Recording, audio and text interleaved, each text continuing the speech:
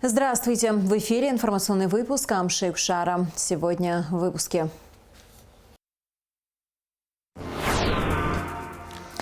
Вандалы найдены. Задержаны двое подозреваемых в повреждении липы на исторической поляне Лыхнашта. Сбой в программе, в связи с чем затруднено оформление таможенных операций на границе с Россией. Преподаватели против студентов. В Абхазском государственном университете прошел необычный футбольный матч.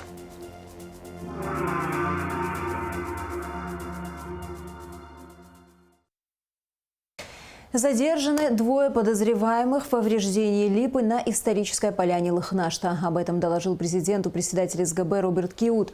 Подозреваемые – граждане республики. Их имена в интересах следствия не разглашаются. Рассматриваются несколько версий, в том числе причастность к инциденту зарубежных спецслужб, а также намерения определенных лиц по дестабилизации ситуации в республике. Кто стоит за ними? Службой государственной безопасности был проведен комплекс оперативно-розыскных мероприятий, направленных на установление лиц, причастных к осквернению религиозного культового места, в ходе чего были установлены двое граждан Республики Абхазия, которые в настоящее время задержаны. В отношении них проводятся следственные мероприятия.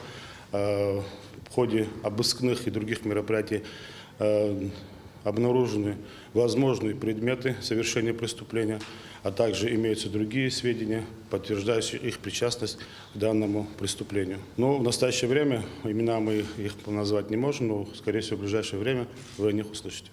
Возраст порядка от 40 и выше лет. Их мотив пока не установлен, но служба государственной безопасности прорабатывается ряд версий, которые, возможно, как говорится, могут иметь место быть. Это возможно причастность иностранных спецслужб, с учетом резонанса того, что сегодня это дело произвело, как говорится, на территории Республики Абхазия, а также, возможно, лиц, вынашивающих намерения о дестабилизации внутренней обстановки Республики Абхазия. С 6 утра 10 апреля в работе единой информационной системы таможенных органов России фиксируются сбои. Из-за ошибок в работе программы затруднено оформление таможенных операций. На данный момент работоспособность таможенных информсистем частично восстановлена. Однако инспекторы проводят таможенные операции на бумаге. Поэтому на пункте пропуска образовалась очередь. Автомобили с иностранными номерами не могут пересекать границу с Россией до полного восстановления информационной системы. Независимо от госномеров не могут переезжать границу и машины с грузом, который необходимо задекларировать. Сбои в работе информационных продуктов локально не только, значит, по абхазо-российской границе, а на всех границах Российской Федерации. Специалисты Федеральной таможенной службы России и других ведомств активно занимаются устранением неполадок и восстановлением работоспособности на границе. На данный момент физические лица, которые имеют российское гражданство и ездят на оформленных машинах с российскими номерами, они беспрепятственно, значит, пересекают границу. Гражданские лица, которые по пешеходному переходу переходили границу, они без проблем пересекают границу.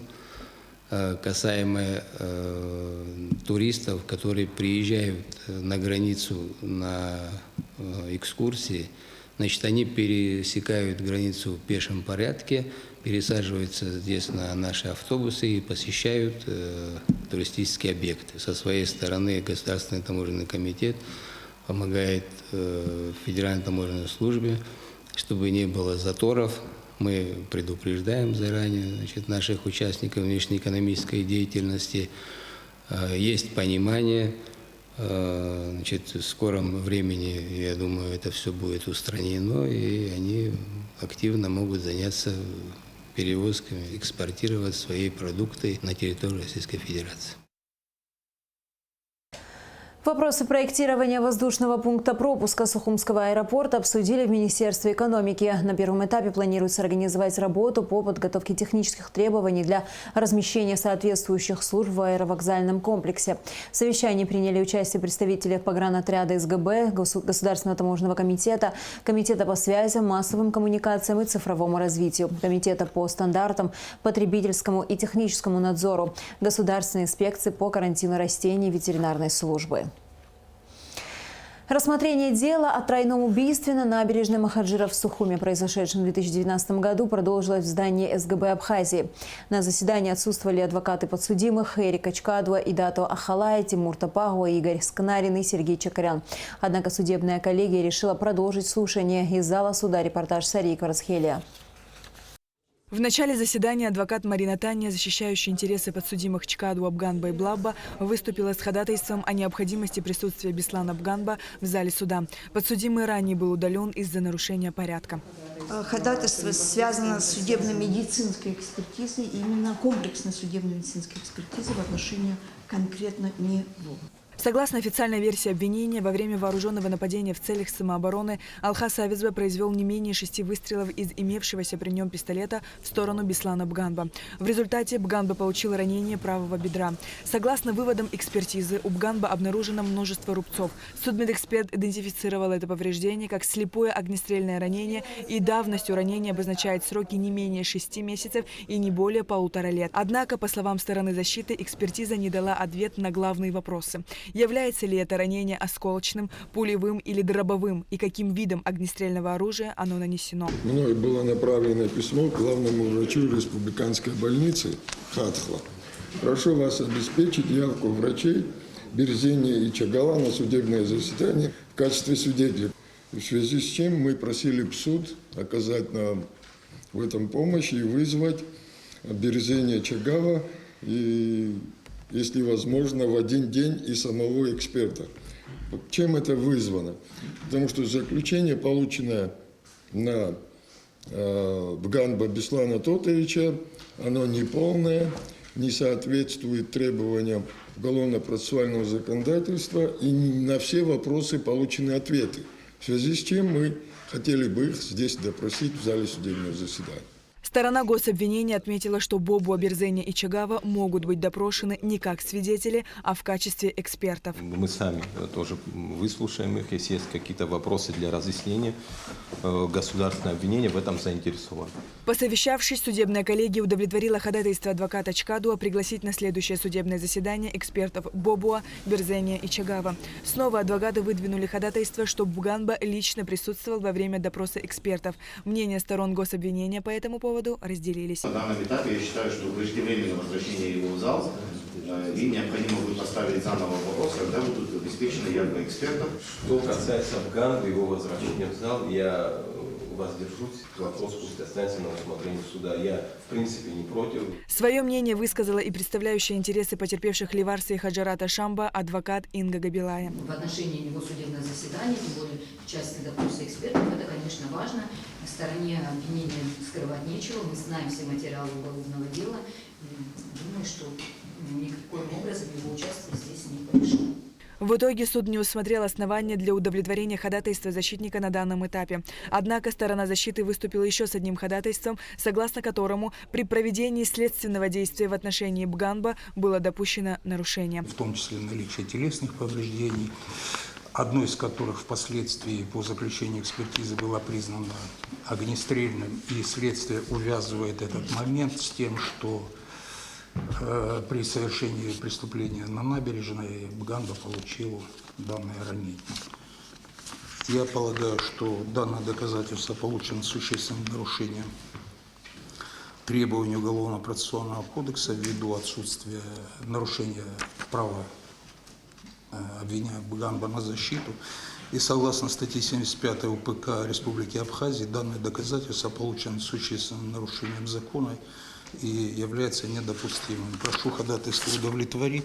Данный документ, который ставится защитой под сомнение, является одним из документов, на основании которого была проведена соответствующая экспертиза. Поэтому мы просили бы на данном этапе данное ходатайство отклонить и разъяснить защите о том, что целесообразнее будет его подать после допроса единым ходатайством, то есть они считают и экспертизу незаконной, соответственно, и освидетельствование одним ходатайством заявить по завершению допросов экспертов. Как следует из материалов уголовного дела, ходатайство об участии защитника от обвиняемого Ганба в ходе производства следственного действия, а свидетельство не поступило, в связи с чем каких-либо ограничений его прав на защиту следователям допущено не было. Учитывая изложенные основания, предусмотренных статьей 75 Уголовно-процессуального кодекса, для признания протокола свидетельства Бганба от 8 мая 2020 года недопустимым доказательством не имеется. Выслушав мнение сторон, судебная коллегия удовлетворила ходатайство Шенкао. Судебная коллегия приходит к выводу о том, что протокол освидетельствования получен с существенным нарушением требований УПК Республики и является недопустимым доказательством, поскольку следователям нарушено право на защиту. На основании вышеизложенного судебная коллегия определила ходатайство защитника Шенкао удовлетворить, признать недопустимым доказательством протокол освидетельствования обвиняемого Бганба Беслана Тотовича от 8 мая 2020 года, содержащийся в томе 11 на листах дела 143-151. В завершении заседания подсудимый Дату Ахалая подал ходатайство о том, чтобы наряду с адвокатами Чкадуа и Скнариным его интересы защищал и Шенкао. Данное ходатайство было удовлетворено. Следующее заседание суда состоится 18 апреля. Сария Кварцхеля, Алексей Баструков, Абхазское телевидение. Статистика так называемых пьяных водителей улучшается. Поэтапно снижаются цифры правонарушений. Сотрудники госавтоинспекции продолжают профилактические рейды в рамках мероприятия «Безопасный город». Подробнее в материале пресс-службы МВД. В столице прошли рейдовые профилактические мероприятия «Безопасный город», направленные на выявление административных правонарушений.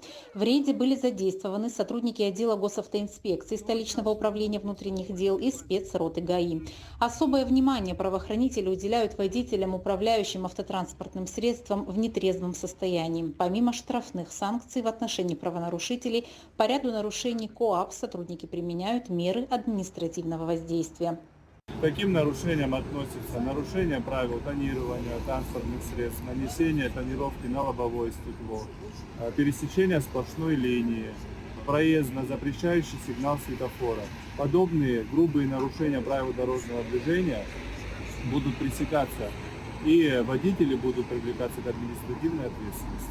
Подобная работа проводится для того, чтобы водители, систематически нарушающие правила дорожного движения, были привлечены к административной ответственности, направлялись на повторную сдачу экзаменов на знание правил дорожного движения, либо лишались водительского удостоверения. Подводя итоги прошедших рейдовых профмероприятий, можно говорить об улучшении статистики так называемых пьяных водителей. Работа сотрудников милиции все так же проходит в усиленном режиме, при этом цифры правонарушений поэтапно снижаются. В ходе проведения профилактических мероприятий в городах и районах Республики Абхазия сотрудниками ГАИ Министерства внутренних дел было выявлено 244 административных правонарушений. Из них 14 правонарушений за управление транспортным средством в состоянии алкогольного опьянения и 9 административных правонарушений за нанесение запрещенной тонированной пленки на транспортное средство. Профилактические мероприятия проходили во всех городах и районах Республики Абхазия, но особый акцент в работе был сделан на столицу нашей республики, город Суздаль. Усиленные рейды сотрудники милиции продолжат далее, работая в ежедневном режиме. МВД напоминает, что сотрудники милиции не гонятся за цифрами и повышением статистики. Основной целью проводимых рейдовых профилактических мероприятий является снижение количества дорожно-транспортных происшествий, минимизация нарушений ПДД и обеспечение безопасности всех участников дорожного движения. В возрасте 72 лет ушел из жизни полковник милиции в отставке Мирон Кеминович Агарба. Человек, который всю жизнь посвятил службе в органах внутренних дел. Человек широкой души, отличавшийся принципиальностью и чувством справедливости.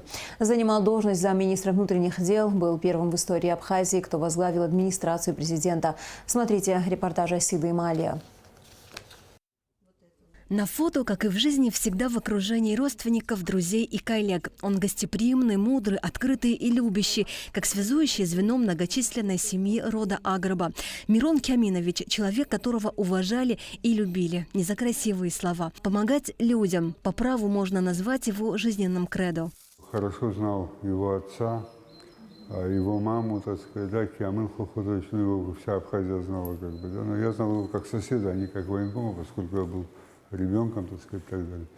Тетя Соня, вот мы ее так называли, это мама была. Вот отношения с Мироном были всегда очень добрые и теплые. Добрейшей души был Мирон. Иногда удивлялись вот многие, да, как можно, имея такой характер, такую доброту, так сказать, да, как работать вот в органах милиции. Но он был всегда на стороне закона, защищал закон, так сказать, да, и лично принимал участие во многих специальных операциях МВД того периода. Подводя итог его жизни, да, к большому сожалению, мы его потеряли. Вот можно сказать, что мы потеряли очень доброго, теплого абхаза. Беслан Кубахия знал Мирона Кеминовича с детства. С гордостью рассказывает, как авторитетный и всеми уважаемый Мирон Кеминович когда-то вел стол по случаю свадьбы. Ведь жизнь – цепь непрерывных событий, связанных между собой, которые в целом определяют и судьбу, и сущность человека. Высокое доверие и уверенность в выполнении поставленных задач отражалось и в поручениях высокой важности, как в период Отечественной войны народа Абхазии. Тогда очень много задач, значит, решалось за пределами Абхазии, потому что все те материальные средства, которые мы получали и так далее, да, они все формировались за пределами Абхазии. Но у Амирана Киамыновича было несколько иное поручение, насколько я знаю, и оно до сих пор, наверное, его и нельзя, так сказать, широко рассказывать, чем он занимался, да, и были какие-то специальные вопросы, которыми он занимался. О Мироне Агарба рассказывают как о мягком человеке со стержнем. Послужной список выпускника Омской высшей школы милиции достаточно хорошо отражает процесс его профессионального роста. Сын известного в Абхазии военкома Киамына Агарба работать начал в Омске сразу после учебы. От инспектора уголовного розыска Куйбышевского РОВД он вырос до начальника отделения уголовного розыска. А в 1981 году уже с богатым опытом работы вернулся на родину, где был назначен на должность старшего инспектора по особо важным делам. А спустя 7 лет после ряда повышений в 1989 году Мирон Агарба был назначен заместителем министра по кадрам внутренних дел МВД Абхазии. Профессионализм и опыт блюстителя порядка стали результатом задержания трижды судимого рецидивиста Павла Прунчака. Мирон Агарба совместно с коллегами задержал преступника в Очимчире. Были жертвы. Был ранен и сам Мирон Кеминович. А позже, уже в 1990-м, в следственном изоляторе произошло событие, которое взбудоражило все общество. Рецидивисты Павел Прунчак и Мирон Дзадзари, оказавшись в одном следственном изоляторе, сговорились и подбили остальных обитателей СИЗО к бунту. Преступникам удалось захватить здание, но довести свой план до конца они не смогли.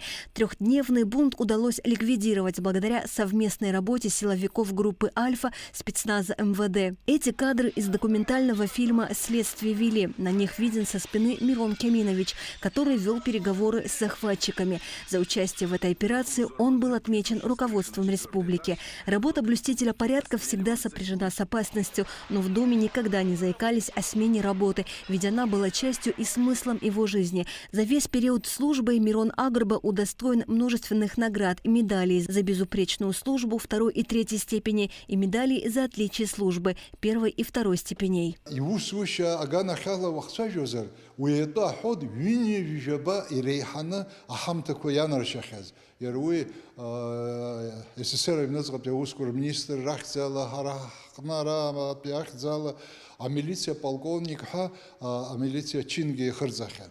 Имя Мирона Агарба вписано в историю Абхазии за беспристрастную и честную службу. А еще он первый в истории страны, возглавивший администрацию президента. Жизнь полковника милиции после увольнения по выслуге срока службы стала спокойнее, но не менее насыщеннее. Отец 2 сыновей, Константина и Андрея, радовался и жил тем, что ему было даровано. Однако гибель в автокатастрофе старшего сына Константина, который пошел по стопам отца и точно так же служил в милиции, подкосила Мирона Кеминовича. Родственники рассказывают, что внуки для него были подобны эликсиру, дающие силы и желание жить. Среди них он словно расцветал, а лицо озарялось светом. Он прожил в браке с супругой Ольгой 50 лет и успел отметить в кругу родных эту золотую дату. 5 внуков, самого младшего из которых назвали в честь дедушки Мирона Агарба, человека достойного, уважаемого и истинного патриота. Асида Малия, Заур Кварчия, Абхазское телевидение.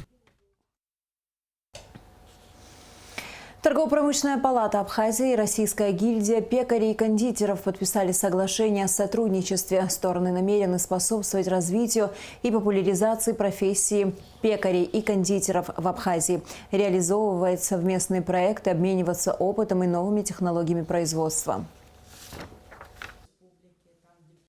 Взаимодействие между нашими организациями сложилось уже давно, и мы рассчитываем, что с вашим приездом сотрудничество между нами будет иметь еще более результативную историю.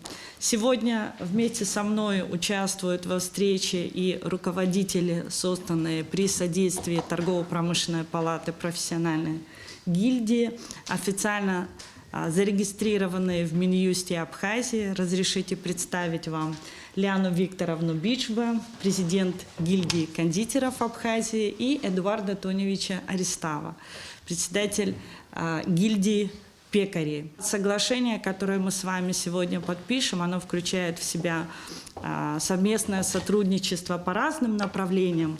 Но самое главное для нас – это то, что абхазские пекари и кондитеры будут иметь возможность повышать квалификацию, получать консультации по тематическим вопросам, обмениваться профессиональным опытом, современными технологиями кондитерской и хлебопекарной отраслях, участвовать в практических и образовательных проектах и иных мероприятиях.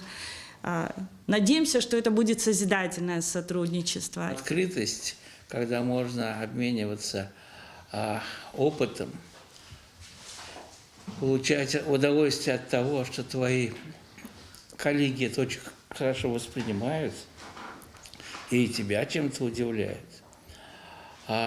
Путешествие по разным странам, по разным сообществам и знакомясь с тем, что ближе всего для человека, это, естественно, хлеб. Вот это, конечно, очень привлекательно. И на этой ниве мы уже работаем 25 лет в Российской Федерации, а с 2000 года представляем интересы России в Международном союзе пекарей и кондитеров. За эти почти 30 лет, конечно, наработаны столько контактов и связей, и престиж наш очень интересно. Я думаю, что мы поделимся с вами, какими проектами мы занимаемся. В Абхазии появился новый вредитель – жук-цветоед. Пока информации о нашествии вредителя нет, но есть локальные места, сообщил начальник службы защиты растений Минсельхоза Республики Владимир Герия. Жук-цветоед представляет большую угрозу для большого количества растений, так как поедает цветок.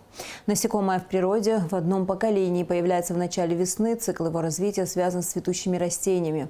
Обильное цветение привлекает летающего жука. Он уничтожает бутоны и соцветия. В результате растение не плодоносит. С ним бороться химическим способом невозможно, так как это период медоноса, работы пчел, и любое химически активное вещество смертельно для пчел, сказал Герия. В Сухуме идут работы по благоустройству парка имени Тараса Шамба. Работы проводятся в рамках подготовки к празднованию 30-летия Победы в Отечественной войне народа Абхазии. В парке демонтированы старая тротуарная плитка и забор. Следует отметить, что новый забор установлен не будет. В парке также планируется отремонтировать и восстановить фонтан. Чтобы осушить болотистый участок парка, собираются подсыпать землю и сделать дренажную систему для отвода воды.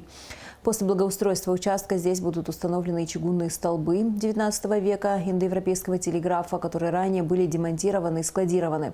Как сообщил директор горстройпроекта Астамур Пипия, их около 10, но пока не ясно, сколько столбов смогут восстановить. Всего в парке имени Тараса Шамба планируют заменить более 4000 квадратных метров тротуарной плитки, 124 метра дорожных бордюров, 1385 метров тротуарных бордюров, 60 столбов освещения.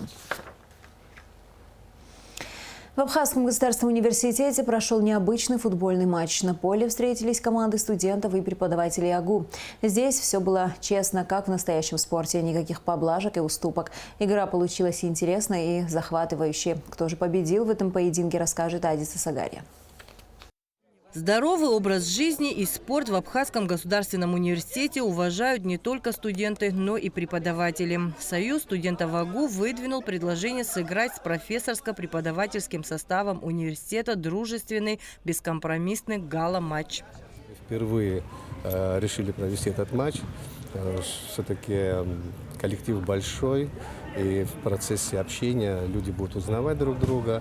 Естественно, равняться на старшее поколение, преемственность поколения должна у нас быть. Мы боремся за души наших детей и за здоровый образ жизни, чтобы они вели правильный, красивый образ жизни.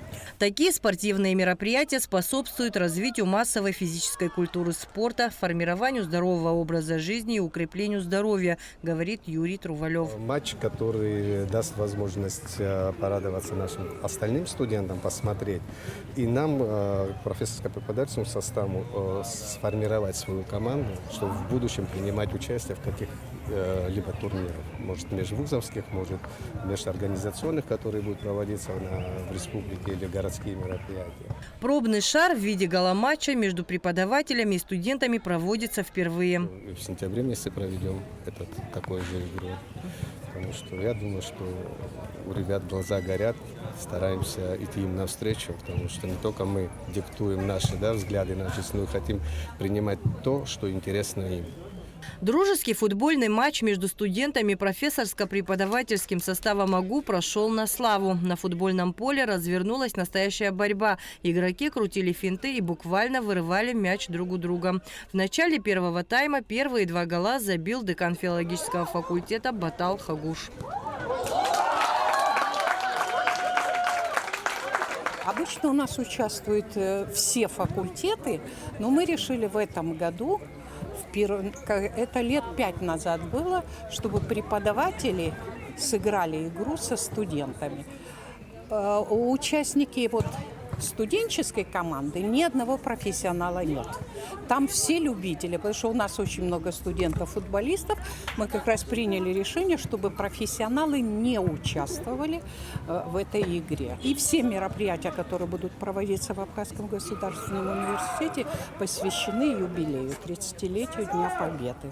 Футболисты-любители сыграли 2 тайма, на каждый из которых отводилось по 20 минут. Трибуны были полны зрителями, но у студентов своя группа поддержки. За ребят пришли поболеть однокурсники. Друзья мои на команду студентов играют, я пришел их поддержать. Если честно, интересно наблюдать будет за таким матчем, потому что люди постарше играют, которые поопытнее, и молодежь играет тоже, не знаю. Матч будет интересный. А ты пришел болеть за педагогов? Не за студентов, там друзья мои играют все-таки, надо их поддержать. Как ты думаешь, кто в этой борьбе выиграет и все-таки за кем будет победа? Мне кажется, почему-то что педагоги выиграют. В упорной борьбе матч завершился в ничью со счетом 6-6. В серии пенальти одержали победу студенты АГУ. Лучшим игроком матча был признан Алхаз Квинджи. Эмоции, честно говоря, непередаваемые. Хотелось бы выразить огромную благодарность всем организаторам данного мероприятия. У нашего университета вообще очень большие традиции насчет проведения мероприятий, но подобного футбольного такого матча между студентами и преподавателями еще не было у нас в университете. В университете это, так сказать, такое открытие, и, честно говоря, очень приятно было принять в этом участие. Очень хороший напряженный матч. Преподаватели показали очень высокий класс свой, но мы старались бороться, уступали по ходу матча, но смогли добиться победы благодаря упорному характеру. И надеемся, что мероприятия подобного рода будут проводиться чаще и привлекать всех к здоровому образу жизни, игры в футбол и других видов спорта. По словам организаторов, подобные мероприятия будут проводиться регулярно. Адица Сагария, Заур Кварча, Абхазское телевидение. С 27 апреля открывается новый автобусный рейс по маршруту Ростов-на-Дону-Сухум, сообщает Абснопресс со ссылкой на пресс-службу Донавтовокзала. Автобус будет ходить через день, время пути 17 часов 26 минут. И в завершении выпуска о погоде. По По сообщению гидрометцентра, в среду 12 апреля на территории Абхазии ожидается облачная погода, временами дождь, гроза, туман, температура воздуха ночью 7-12, днем 9-14 градусов, температура морской воды 10 градусов.